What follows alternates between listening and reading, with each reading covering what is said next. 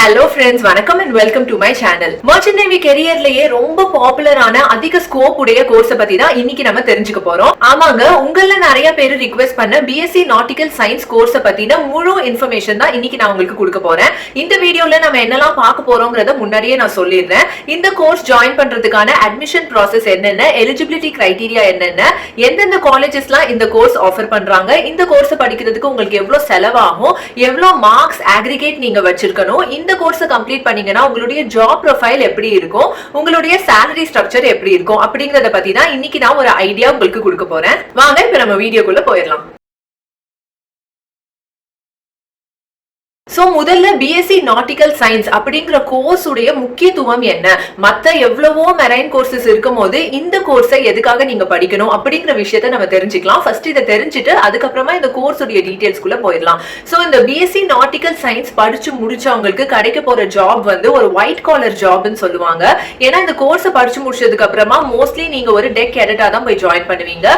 கேடட்ல இருந்து படிப்படியா முன்னேறி ப்ரொமோஷன் வாங்கி நீங்க ஒரு கேப்டன் பதவிக்கு வரும்போது உண்மையிலேயே அது ஒரு ஹைலி ரெஸ்பெக்டபிள் பதவியா இருக்கும். இப்போ ஒரு ஷிப்பிங் கம்பெனின்னு எடுத்துக்கிட்டீங்கன்னா அந்த கம்பெனியோட ஓனர் வந்து எந்த நாட்டை சேர்ந்தவராகவும் இருக்கலாம், அந்த ஷிப்போட கம்பெனி வந்து எந்த நாட்டை சேர்ந்த கம்பெனியாகவும் இருக்கலாம். அதே மாதிரி அந்த ஷிப்பை மேனேஜ் பண்ற மேனேஜ்மெண்ட் கம்பெனி வந்து இந்தியன் கம்பெனியாகவும் இருக்கலாம், இல்ல ஃபாரின் கம்பெனியாகவும் இருக்கலாம். சோ இந்த கம்பெனிஸ்லாம் எந்த கம்பெனியா இருந்தாலும் ஒரு கப்பல் வந்து கடலுக்கு போயிடுச்சுன்னா அந்த கப்பல் வந்து மாஸ்டருக்கு தான் சொந்தம். அதாவது மாஸ்டர்னு இங்க சொல்றது கேப்டன். சோ அந்த கப்பல் வந்து ஒரு கேப்டனுடைய கப்பல் ஆயிருது. எந்த டிசிஷன் எடுக்க வேண்டியதா இருந்தாலும் எந்த முக்கியமான ஒரு சிச்சுவேஷன்லயும் கேப்டனோட வார்த்தையை மீறி எதுவுமே பண்ண முடியாது. சோ அந்த நேரத்துல அந்த கேப்டன் தான் அந்த டிசிஷன் மேக்கரா இருப்பாரு. கேப்டனோட வாக்கு வந்து கப்பல்ல தெய்வ வாக்கு மாதிரி யாராலையும் மீற முடியாது. சோ இந்த மாதிரி ஒரு ஹை அத்தாரிட்டி உடைய ஒரு ஜாப் ப்ரொஃபைல கொடுக்கிறது இந்த பிஎஸ்சி நாட்டிக்கல் சயின்ஸ் கோர்ஸ் தான். இந்த கோர்ஸ் வந்து ஒரு அண்டர் கிராஜுவேட் ப்ரோக்ராம், அதாவது யூஜி கோர்ஸ். இந்த கோர்ஸ் உடைய டியூரேஷன் பாத்தீங்கன்னா 3 வருஷம். இந்த ப்ரொஃபஷனல் பேச்சுலர்ஸ் டிகிரி கோர்ஸ்ல எப்படி வந்து மெரைன் ரிலேட்டட் டிவைசஸ் ஆபரேட் பண்ணணும், எப்படி ஒரு கப்பலை சேஃப்லி நேவிகேட் பண்ணணும் அப்படிங்கறத தான் முக்கியமா உங்களுக்கு சொல்லி கொடுக்க போறாங்க. இந்த கோர்ஸ் வந்து டிஜி ஷிப்பிங் கவர்மெண்ட் ஆஃப் இந்தியாவால அப்ரூவ் பண்ணப்பட்ட ஒரு கோர்ஸ். இந்த கோர்ஸ்ல மர்ச்சன்ட் நேவிக்கு ரொம்ப ரொம்ப முக்கியமான நேவிகேஷன் அண்ட் சீமேன்ஷிப் ஸ்கில்ஸ் உங்களுக்கு சொல்லி கொடுப்பாங்க. இப்ப நம்ம இந்த கோர்ஸுக்கு தேவையான அகாடமிக் எலிஜிபிலிட்டி என்னென்னங்கறத பாத்துடலாம். சோ இந்த கோர்ஸ் பண்றதுக்கு நீங்க வந்து +2 கண்டிப்பா கம்ப்ளீட் பண்ணிருக்கணும். அது மட்டும் இல்லாம பிசிக்ஸ், கெமிஸ்ட்ரி, மேத்தமேட்டிக்ஸ் இந்த சயின்ஸ் குரூப்ல கண்டிப்பா நீங்க 60% அக்ரிகேட் வச்சிருக்கணும். சோ நீங்க காமர்ஸ் எடுத்திருந்தீங்கன்னா அதுல வந்து பிசிக்ஸ், கெமிஸ்ட்ரி, மேத்தமேட்டிக்ஸ் இருக்காது. சம்டைம்ஸ் காமர்ஸ்ல மேத்தமேட்டிக்ஸ் மட்டும் இருக்கலாம். சோ மேத்தமேட்டிக்ஸ் மட்டும் எலிஜிபிலிட்டி கிரைட்டீரியால இருக்கிற வேற ஏதாவது மெரைன் கோர்சஸ்க்கு மேபி நீங்க குவாலிஃபை ஆகலாம். ஆனா பிஎஸ்சி நாட்டிக்கல் சயின்ஸ் பண்ணணும்னா கண்டிப்பா நீங்க வந்து +2ல பிசிக்ஸ், கெமிஸ்ட்ரி அண்ட் மேத்தமேட்டிக்ஸ் கண்டிப்பா 60% நீங்க வச்சிருக்கணும். இந்த கோர்ஸ் படிக்கிறதுக்கு எவ்வளவு செலவாகும் நான் சொல்லிடுறேன். சோ என்னுடைய ஹஸ்பண்ட் வந்து பிஎஸ்சி நாட்டிக்கல் சயின்ஸ் தான் படிச்சாரு. அவர் படிச்சு பாஸ் அவுட் ஆகி கிட்டத்தட்ட இப்ப 12 வருஷம் ஆகுது. சோ 12 வருஷத்துக்கு முன்னாடியே பாத்தீங்கன்னா ஆல்மோஸ்ட் 7 to 8 lakh செலவு பண்ணாரு இந்த கோர்ஸ் அமெட் யூனிவர்சிட்டியில படிக்கிறதுக்கு. இது வந்து அகாமடேஷனையும் சேர்த்து தான், ஹாஸ்டல் ஃபெசிலிட்டிஸ், அகாமடேஷன், செமஸ்டர் ஃபீ எல்லாத்தையும் சேர்த்து கிட்டத்தட்ட 7 to 8 lakhs ஆச்சு. ஆனா இப்ப இருக்கிற காலகட்டத்துல என்னென்னலாம் மாறி இருக்கு தெரியல. சோ அந்த காலேஜை நீங்க அப்ரோச் பண்ணி எவ்வளவு தெரிஞ்சுக்கிட்டாதான் உங்களுக்கு ஆக்சுவல் அமௌண்ட் தெரியும். ஆனா நான் வந்து ஒரு என்னுடைய ஒரு கணிப்புல ஒரு அமௌண்ட் சொல்லணும்னா நான் வந்து ஒரு 8 to 12 lakhs, இது வந்து ஒரு வேரிட் பேண்ட் வித் தான், 8 to 12 lakhs நீங்க கண்டிப்பா வச்சுக்கிட்டீங்கன்னா நீங்க கம்ஃபர்டபிளா இந்த கோர்ஸை முடிக்கலாம். அடுத்து நம்ம இந்த BSc nautical science course join பண்றதுக்கு என்னென்னலாம் அட்மிஷன் கிரைட்டீரியாங்கிறத பாத்துடலாம். மோஸ்ட்லி எல்லா இடத்துலயும் அட்மிஷன் என்ட்ரன்ஸ் டெஸ்ட் மூலியமா தான் அவங்க எடுத்துக்கிறாங்க. இந்த கோர்ஸுக்கான என்ட்ரன்ஸ் எக்ஸாம்ல IMU CET-யும் ஒண்ணு. சோ இந்த IMU CET வந்து all India common national level entrance exam. இந்த என்ட்ரன்ஸ் எக்ஸாமை நீங்க கிராக் பண்ணிட்டீங்கன்னா நீங்க எந்த மெரைன் இன்ஜினியரிங் காலேஜ்ல வேணாலும் இந்த அக்ரிகேட்டை வச்சு நீங்க ஜாயின் பண்ணிக்கலாம். வருஷத்துக்கு ஒரு முறை தான் இந்த எக்ஸாமை கண்டக்ட் பண்றாங்க. இந்தியன் மேரிடைம் யூனிவர்சிட்டியால கண்டக்ட் பண்ணக்கூடிய இந்த எக்ஸாம்ல நீங்க யூஜி கோர்ஸ் ஜாயின் பண்றதுக்கும் நீங்க அட்டென்ட் பண்ணலாம், இல்ல பிஜி கோர்ஸ் ஜாயின் பண்றதுக்கும் அட்டென்ட் பண்ணலாம். சோ பிஜினா என்னன்னு பாத்தீங்கன்னா, சப்போஸ் நீங்க வந்து BSc nautical science already complete பண்ணிட்டீங்கன்னா எம்எஸ்சி நாட்டிக்கல் சயின்ஸ் ஜாயின் பண்ணணும்னு விரும்புனீங்கன்னா அப்ப இந்த பிஜி என்ட்ரன்ஸ் லெவல் எக்ஸாம் எடுத்து நீங்க காலேஜ்ல ஜாயின் பண்ணிக்கலாம். அதே மாதிரி நீங்க பிஎஸ்சி நாட்டிக்கல் சயின்ஸ் கம்ப்ளீட் பண்ணிட்டு நீங்க எம்பிஏ கூட ஜாயின் பண்ணி நீங்க அட்மினிஸ்ட்ரேஷன் லெவல்ல போலாம், அதாவது மேனேஜ்மெண்ட் லெவல்ல போலாம். உங்களுக்கு செயிலிங் பண்ண விருப்பம் இல்லனா நீங்க எம்பிஏ பண்ணி நீங்க மேனேஜ்மெண்ட் ஸ்கில்ஸை வளர்த்துக்கலாம். இதை தவிர்த்து Cochin university of science and technology entrance எக்ஸாம்னு தனியா ஒரு யூனிவர்சிட்டியோட எக்ஸாம் இருக்கு. சோ இந்த யூனிவர்சிட்டி எக்ஸாம் நீங்க கொச்சின்ல போய் அட்டென்ட் பண்ணி கிராக் பண்ணீங்கன்னா அந்த யூனிவர்சிட்டிலேயே நீங்க ஜாயின் பண்ணிக்கலாம். சோ இந்தியால இருக்கிற ஆல் இந்தியா லெவல்ல ரொம்ப பாப்புலரான 2 என்ட்ரன்ஸ் எக்ஸாம் பிஎஸ்சி நாட்டிக்கல் சயின்ஸ்க்கு இதுதான். இந்த என்ட்ரன்ஸ் எக்ஸாமை எப்ப கண்டக்ட் பண்றாங்கங்கிற டீடைல்ஸ் வந்து உங்களுக்கு நெட்லயே கிடைக்கும். சோ 2020க்கான admission process IMU CET entrance exam பாத்தீங்கன்னா ஆல்ரெடி ஜூலை 1ஆம் தேதி ஆரம்பிச்சு எக்ஸாமையும் ஆகஸ்ட் 30ஆம் தேதி கண்டக்ட் பண்ணி முடிச்சிட்டாங்க. அதே மாதிரி CUSAT CAT அதாவது கொச்சின்ல இருக்குன்னு சொன்ன பாத்தீங்களா ஒரு யூனிவர்சிட்டி, அந்த யூனிவர்சிட்டியோட இந்த என்ட்ரன்ஸ் எக்ஸாம் ப்ராசஸ வந்து ஜனவரி 8ஆம் தேதியில இருந்து பிப்ரவரி 1ஆம் தேதி வரைக்கும் இந்த அப்ளிகேஷன் ப்ராசஸ் அவங்க முடிச்சிட்டாங்க. அதுக்கப்புறம் எக்ஸாம் வந்து ஜூலை 27ஆம் தேதி ஜூலை 28ஆம் தேதி கண்டக்ட் பண்ணி முடிச்சிட்டாங்க. சோ 2020க்கான இந்த என்ட்ரன்ஸ் எக்ஸாம் வந்து ஆல்ரெடி முடிஞ்சிருச்சு இந்த 2 யூனிவர்சிட்டிலையும். இந்த மாதிரி அடுத்த வருஷத்துக்கான என்ட்ரன்ஸ் எக்ஸாம் எப்ப கண்டக்ட் பண்ண போறாங்க அப்படிங்கறத நீங்க ஆன்லைன்ல ஃபாலோ பண்ணிட்டே வந்தீங்கன்னா கண்டிப்பா அதோட டீடைல்ஸ் உங்களுக்கு கிடைக்கும். சோ இந்த பிஎஸ்சி நாட்டிக்கல் சயின்ஸோட ஸ்கோப் என்னென்னங்கறத பாத்துடலாம். இப்போ உங்களுக்கு ஏற்கனவே தெரியும் இந்த கோர்ஸ் முடிச்சனா எந்த ஷிப்பிங் கம்பெனில வேணாலும் வேலை கிடைக்கும். ஆனா இது வந்து ஒரு பிரைவேட் செக்டார்ல. சோ பப்ளிக் செக்டார்ல எங்கெங்கெல்லாம் வேலை கிடைக்கும்ங்கறத இப்ப நான் உங்களுக்கு சொல்றேன். பப்ளிக் செக்டார் பாத்தீங்கன்னா ONGC சேல் இருக்கு, அதுக்கப்புறம் கோல் இந்தியா இருக்கு, அப்புறம் GSI இருக்கு, அதாவது ஜியோலாஜிக்கல் சர்வே ஆஃப் இந்தியா, அதுக்கப்புறம் கவர்மெண்ட் ஆபரேட்டட் குவாரிஸ். சோ நிறைய கவர்மெண்ட் ஆபரேட்டட் குவாரிஸ்ல கூட இந்த பிஎஸ்சி நாட்டிக்கல் சயின்ஸ் டிகிரிக்கு உங்களுக்கு வேலை இருக்கு. சோ உங்களுக்கு வந்து சேலிங் போக இஷ்டம் இல்ல, பிரைவேட் செக்டார்ல போக இஷ்டம் இல்லனா கவர்மெண்ட் வேலை வேணும்னு நினைச்சீங்கன்னா இந்த கவர்மெண்ட் கம்பெனிஸ்ல எதுலயாவது அப்ளை பண்ணீங்கன்னா கண்டிப்பா உங்களுக்கு வேலை கிடைக்க வாய்ப்பு இருக்கு. இந்த கோர்ஸை கம்ப்ளீட் பண்ணிட்டு நீங்க ஷிப் ரிலேட்டட் வேலையில தான் இருக்கணும், ஆனா ஒரு ஆபீசரா சேல் பண்ண எனக்கு விருப்பம் இல்ல அப்படின்னு நினைச்சீங்கன்னா நீங்க நாட்டிக்கல் சர்வேயர்ஸ் ஆகலாம், இல்லனா ரேடியோ ஆபீசர்ஸ் ஆகலாம். இது மட்டும் இல்லாம போர்ட் ஜாப்ஸ் கிடைக்க கூட நிறைய வாய்ப்பு இருக்கு. சோ உங்களுக்கு தெரிஞ்சவங்க யாராவது இருந்தாங்கன்னா அவங்க மூலியமா நீங்க ஏதாவது கவர்மெண்ட் போர்ட் ஜாப்ஸ்க்கு அப்ளை பண்ணலாம்.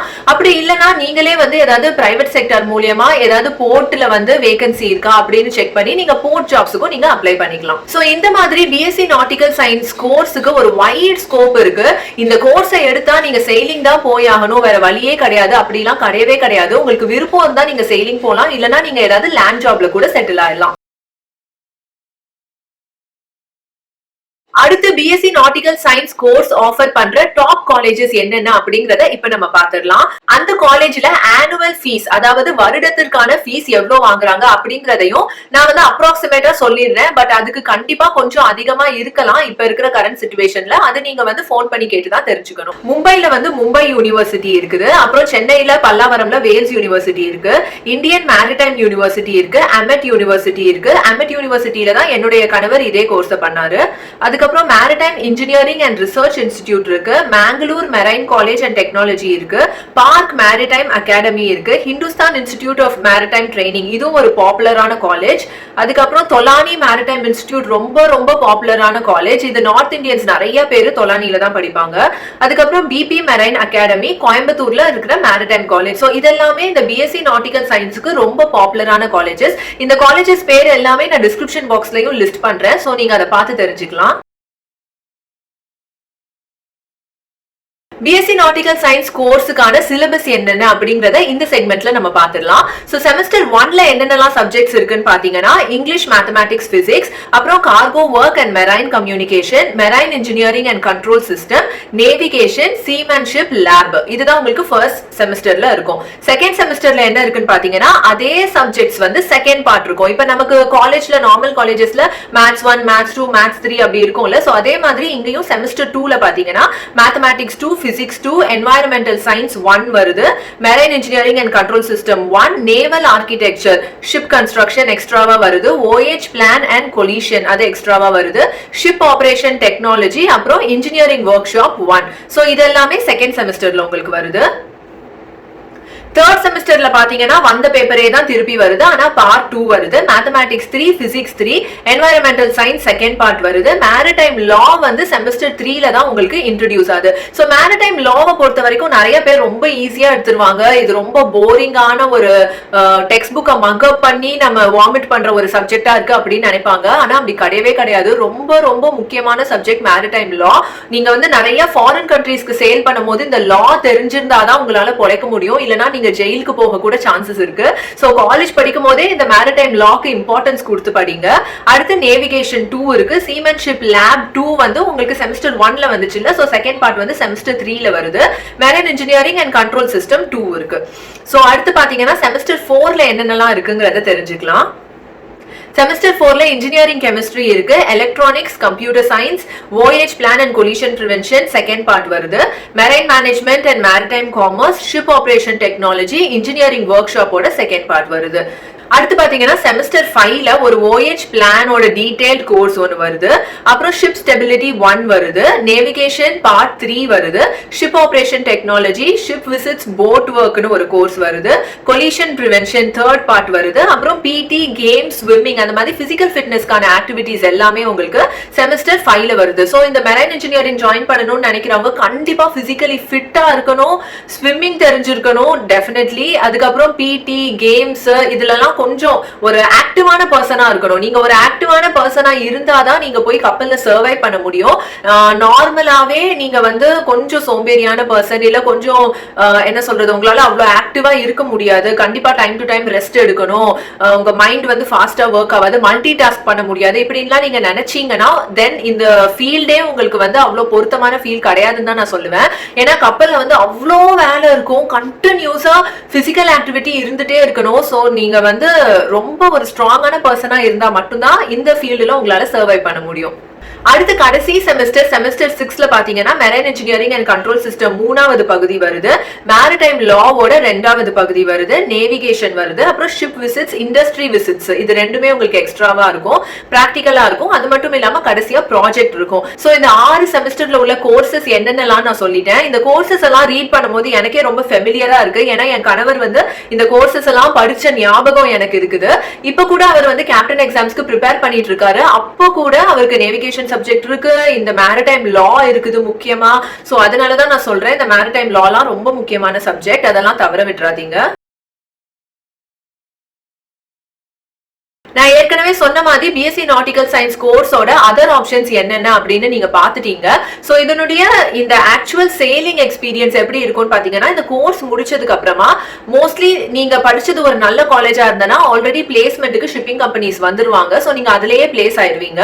பிளேஸ் ஆனதுக்கு அப்புறமா ஃபர்ஸ்ட் உங்களை டெக் கெடட்டா தான் எடுத்துப்பாங்க. சோ நீங்க கெடட்டா போய் ஜாயின் பண்ணிட்டு 12 மந்த்ஸ் கம்ப்ளீட் பண்ணணும். 12 மந்த்ஸ் கெடட்டா கம்ப்ளீட் பண்ணி உங்களுடைய சி டைம் வந்து ஃபுல்ஃபில் ஆனதுக்கு அப்புறமா நீங்க வந்து எக்ஸாம்ஸ் கொடுக்கணும். எக்ஸாம் கொடுத்து பாஸ் பண்ணதுக்கு அப்புறமா செகண்ட் மெட் லைசன்ஸ் உங்களுக்கு கிடைச்சிரும். இந்த செகண்ட் மெட் லைசன்ஸை வச்சுதான் நீங்க வந்து தேர்ட் ஆஃபீஸரா ப்ரொமோட் ஆவீங்க. சோ இந்த தேர்ட் ஆஃபீஸரா ப்ரொமோட் ஆனதுக்கு அப்புறமா உங்களுக்கு இவ்வளோ சி டைம் வேணும் அப்படின்னு அந்த கம்பெனி ஒரு எலிஜிபிலிட்டி வச்சிருப்பாங்க. அந்த சி டைமை நீங்க கம்ப்ளீட் பண்ணதுக்கு அப்புறமா நீங்க செகண்ட் ஆஃபீஸரா ப்ரொமோட் ஆயிருவீங்க. சோ இந்த தேர்ட் ஆஃபீஸருக்கும் செகண்ட் ஆஃபீஸருக்கும் ஒரே லைசன்ஸ் தான். நீங்க செகண்ட் ஆஃபீஸரா ப்ரொமோட் ஆனதுக்கு அப்புறமா உங்களுக்கு இத்தனை நம்பர் ஆஃப் மந்த்ஸ் நீங்க சேல் பண்ணிருக்கணும், சி டைம் இருக்கணும் அப்படின்னு இருக்கு. சோ அந்த சி டைம் எலிஜிபிலிட்டியை நீங்க கம்ப்ளீட் பண்ணதுக்கு அப்புறமா நீங்க சீஃப்மென்ட்கான ரிட்டன் அண்ட் ஓரல் எக்ஸாம் கொடுக்கணும். ஓரல் எக்ஸாம் கொடுத்து நீங்க லைசன்ஸ் வாங்கினதுக்கு அப்புறம் கூட இமிடியேட்டா உங்களுக்கு ப்ரொமோஷன் கிடைக்காது. அப்பயும் நீங்க செகண்ட் ஆஃபீஸரா அட்லீஸ்ட் 1 or 2 கான்ட்ராக்ட்ஸ் பண்ணதுக்கு அப்புறமா நீங்க சீஃப் ஆஃபீஸரா ப்ரொமோட் ஆயிருவீங்க. சீஃப் ஆஃபீஸரா ப்ரொமோட் ஆனதுக்கு அப்புறம் கண்டிப்பா உங்களுக்கு வந்து ஹைலி எக்ஸ்பீரியன்ஸ்ட் செயிலிங் உங்களுக்கு இருக்கணும். ஏன்னா உடனே நீங்க கேப்டன் ஆயிட்டீங்கன்னா கண்டிப்பா கேப்டன் வேலை வந்து உங்களுக்கு தெரியாம போயிடும். சோ கண்டிப்பா ஒரு எக்ஸ்பீரியன்ஸ்ட் கான்ஃபிடென்ட் சீஃப் ஆஃபீஸரா நீங்க இருந்தீங்கன்னா மட்டும் நீங்க return exams and oral exam கொடுத்து அதை கிளியர் பண்ணிட்டு கேப்டன் லைசன்ஸ் வாங்கிட்டு நீங்க கேப்டனா ப்ரோமோட் ஆயிடலாம். சோ இப்படிதான் உங்களுடைய growth இருக்கும். நீங்க இந்த கோர்ஸை முடிச்சிட்டீங்கன்னா டெக் கேடட்ல ஆரம்பிச்சு நீங்க கேப்டன் வரைக்கும் ப்ரோமோட் ஆகலாம். நீங்க கேப்டன் வரைக்கும் ப்ரொமோஷன் வாங்கினதுக்கு அப்புறம் கூட உங்களுக்கு செயிலிங்ல இன்ட்ரெஸ்ட் இல்லாம போச்சுன்னா நீங்க ஸ்கூபா டைவர் ஆகலாம், இல்லனா நீங்க நாட்டிக்கல் சர்வேயர் ஆகலாம். இந்த மாதிரி பிற்காலத்துல கூட உங்களுக்கு ஜாப் ஆப்பர்ச்சுனிட்டிஸ் அண்ட் நீங்க எக்ஸ்ப்ளோர் பண்றதுக்குரிய வாய்ப்பு வந்து ரொம்பவே நிறைய இருக்கு இந்த கோர்ஸ் நீங்க பண்ணீங்கன்னா. சோ ஆப்வியஸ்லி இந்த கோர்ஸை படிக்கிறதுக்கு நீங்க 8 லட்சத்துல இருந்து 12 லட்சம் வரைக்கும் செலவு பண்ணணும்னா அது வந்து அதிகமான அமௌண்ட் தான். கண்டிப்பா நம்மளால அவ்வளோ பெரிய அமௌண்ட்டை வந்து திரட்டி படிக்கிறதுங்கிறது கஷ்டமான விஷயம் தான். ஆனா எப்படியோ நீங்க இந்த கோர்ஸை நல்லபடியா படிச்சு முடிச்சு வெளியில வந்து ஒரு வேலை உங்களுக்கு கிடைச்சிருச்சுன்னா கண்டிப்பா இந்த மணியை நீங்க வித்தின் 1 இயர் கூட நீங்க இதை வந்து சம்பாதிச்சிடலாம். சோ அந்த அளவுக்கு உங்களுக்கு சேலரி ஆஃபரிங் வந்து ரொம்பவே நல்லா இருக்கும் இந்த கோர்ஸ் நீங்க படிச்சீங்கன்னா. இந்த கோர்ஸ் படிச்சு வெளியில வந்து நீங்க கப்பல்ல கெடட்டா ஜாயின் பண்ணதுக்கு அப்புறமா ஃபர்ஸ்ட் சேலரி வந்து உங்களுக்கு $500 கொடுப்பாங்க. அடுத்த கான்ட்ராக்ட் போகும்போது அந்த கம்பெனியோட பாலிசிஸை பொறுத்து நீங்க மேபி $500லயே சேல் பண்ணலாம், இல்லனா $700 or $800ல நீங்க சேல் பண்ணலாம். அப்புறம் நீங்க தேர்ட் ஆஃபீஸரா ப்ரோமோட் ஆனதுக்கு அப்புறமா டெஃபினெட்லி உங்களுக்கு ஒரு $1500 கிட்ட கிடைக்கும். சோ இந்த மாதிரி உங்க சேலரி டாலர்ஸ்ல இன்க்ரீஸ் ஆகி போயிட்டு இருக்கும் போது அது இந்தியன் மணிக்கு கன்வெர்ட் பண்ணீங்கன்னா கண்டிப்பா ஒரு ஹியூஜ் டிஃபரன்ஸ் இருக்கும். அண்ட் அந்த அமௌண்ட் வரதும் வந்து உங்களுக்கு நல்ல ஒரு பெரிய அமௌண்டா வரும். சோ இந்த கோர்ஸ் வந்து டெஃபினெட்லி ஒரு நல்ல ஸ்கோப் உள்ள கோர்ஸ். உங்களால படிக்க முடிஞ்சதுன்னா நீங்க ஹார்ட் ஒர்க் பண்ண தயாரா இருக்கீங்கன்னா கண்டிப்பா இந்த கோர்ஸை நீங்க எடுத்து படிக்கலாம். All the best from my side. So இந்த வீடியோல மோஸ்ட்லி நான் எல்லா டீடைல்ஸும் கவர் பண்ணிட்டேன்னு நினைக்கிறேன். இந்த நாட்டிகல் சயின்ஸ் கோர்ஸ்க்கான சிக்னிஃபிகன்ஸ் பார்த்தோம், எலிஜிபிலிட்டி கிரைட்டீரியா பார்த்தோம், எந்தெந்த காலேஜஸ் ஆஃபர் பண்றாங்கங்கறத பார்த்தோம், எவ்வளவு செலவாகுங்கிறத பார்த்தோம், பிளேஸ்மெண்ட் அண்ட் அட்மிஷன்ஸ் எப்படி இருக்குங்கிறத பார்த்தோம். இந்த வேலை கிடைச்சதுன்னா உங்களுக்கு உங்களுடைய ஸ்கோப் ஆஃப் ஜாப் எப்படி இருக்கும், நீங்க எவ்வளவு சம்பாதிப்பீங்க அதெல்லாம் நம்ம பார்த்தோம். இந்த கோர்ஸை பொறுத்த வரைக்கும் எனக்கு தெரிஞ்ச முழு விவரமும் நான் உங்களுக்கு கொடுத்துட்டேன். இந்த வீடியோ உங்களுக்கு யூஸ்ஃபுல்லா இருந்துச்சுன்னு நினைச்சீங்கன்னா உங்களை மாதிரி நல்லா படிக்கக்கூடிய ஸ்டூடெண்ட்ஸுக்கு இந்த வீடியோவை ஃபார்வர்ட் பண்ணுங்க, அவங்களும் இந்த இன்ஃபர்மேஷன் பத்தி தெரிஞ்சுக்கட்டும். நம்ம சேனல் உங்களுக்கு யூஸ்ஃபுல்லா இருக்குன்னு நினைச்சீங்கன்னா நம்ம சேனலுக்கு சப்ஸ்கிரைப் பண்ணிக்கோங்க. மீண்டும் அடுத்த வீடியோவில் சந்திக்கலாம். பாய்.